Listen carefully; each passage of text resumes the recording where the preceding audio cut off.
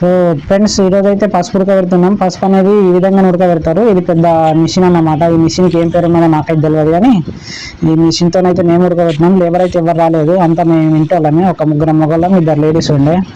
మొత్తం మా ఇంటి వాళ్ళమే మేము ఉడకబెట్టినాము. ఈ డ్రమ్లలో అయితే ఈ పెద్ద తట్టతోటి కనీసం 18 నుంచి 16 వరకు అయితే తట్టలు పడతాయి పసుపు. అన్ని తట్టలు వేసిన తర్వాత దీనికి లాక్ సిస్టమ్ ఉంటుంది. మూత వేసిన తర్వాత డ్రమ్ముకి ఈ విధంగా అయితే లాక్ వేసుకోవాలి. 2 డ్రమ్ములు ఉంటాయి, ఇటుపక్క 2 డ్రమ్ములు, అటుపక్క 2 డ్రమ్ములు. మధ్యలో ఉన్న డ్రమ్ములో మొత్తం వాటరే ఉంటుంది.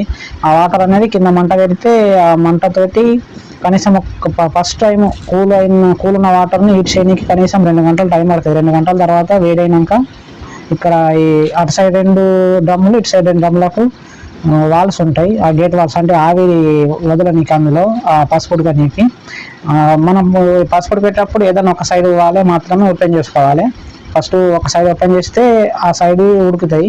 ఉడికిన తర్వాత మళ్ళీ అప్పుడు అక్కడి ఇంకో వైపు ఉన్న గేట్ వాల్ ఓపెన్ చేసుకొని ఇక్కడిది గేట్ వాల్ అయితే ఆఫ్ చేసుకోవాలి. ఇట్లా 2 ఒకేసారి ఓపెన్ చేస్తే 2 ఒకేసారి అయితే హీట్ కాలేవు.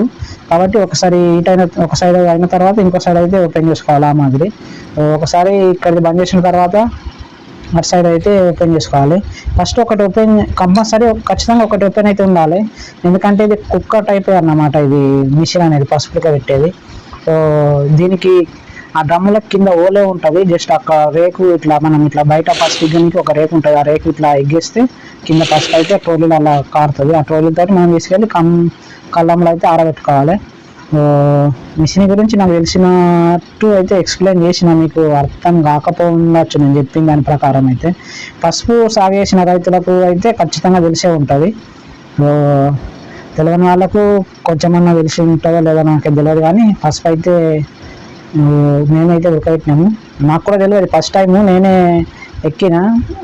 అంటే అక్కడ పైన ఆపరేటర్ చేయనీకి అక్కడ ఈ మిషన్ అతను నాకు ఎక్స్ప్లెయిన్ చేసి గిట్ట ఉంటుందని.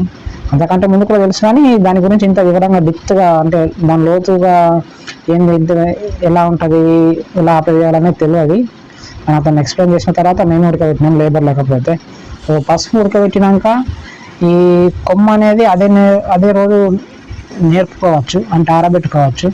బాగా పలచగా వేసుకోవద్దు, అట్లని బాగా ఒత్తుగా వేసుకోవద్దు, కొంచెం మంచిగా చిక్కగానే ఉండాలి.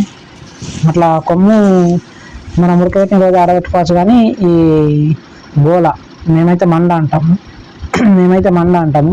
ఈ గోలను ఏంటంటే ఒక్క రోజు లేకపోతే 2 రోజులు అయితే ఇట్లా కుప్ప మాదిరి వేసుకొని దాని తర్వాత అయితే ఆరబెట్టుకోవాలి. అట్లా కుప్ప మాదిరి వేసుకోవడం వల్ల ఏంటంటే గోలకు ఎక్కువ మనకు ఈకలు ఉంటాయి కదా.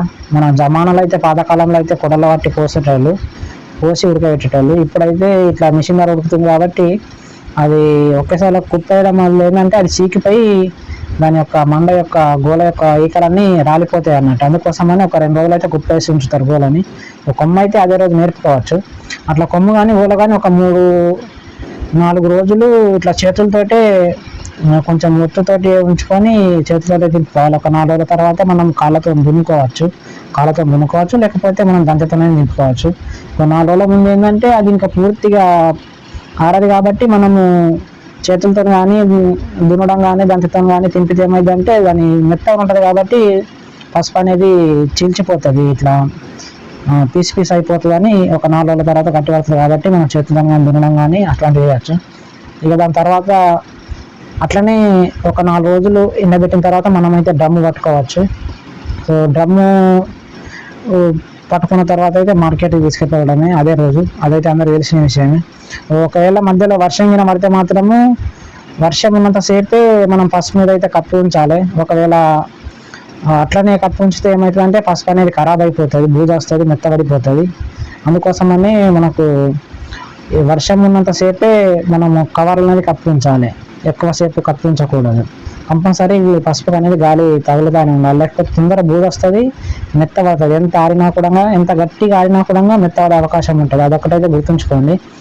పసుపు మళ్ళీ ఇంకో విషయం ఏంటంటే పసుపు బాగా పలుచగా ఆరబెట్టుకోవాలి. బాగా పలుచగా ఆరబెట్టుకుంటే ఏమైందంటే పసుపు అనేది బాగా ఇంకు వస్తుంది, చిన్నగా అయిపోతుంది పసుపు కొమ్ములు. దానివల్ల ఏంటంటే మార్కెట్లో సూర కిందికి వచ్చి రేటు ఎక్కువ పడది. అందుకోసమని దగ్గరనే ఉంచుకోవాలి. మళ్ళీ ప్రతిరోజు 11 తర్వాతనే దింపుకోవాలి. అలా దింపుకుంటే పసుపు అనేది ఎక్కువ ఎగ్ రాదు, అట్లనే ఏలంతా పొడుగుగానే ఉంటుంది. మళ్ళీ మనకు పసుపు కూడా ఇట్లా చూర టైప్ కాదనమాట. సో ఈ విధంగా అయితే ఆరబెట్టుకోవాలి. నాకు తెలిసిన వరకు అయితే ఎక్స్ప్లెయిన్ చేయగలిగిన. సో ఇంతే ఫ్రెండ్స్.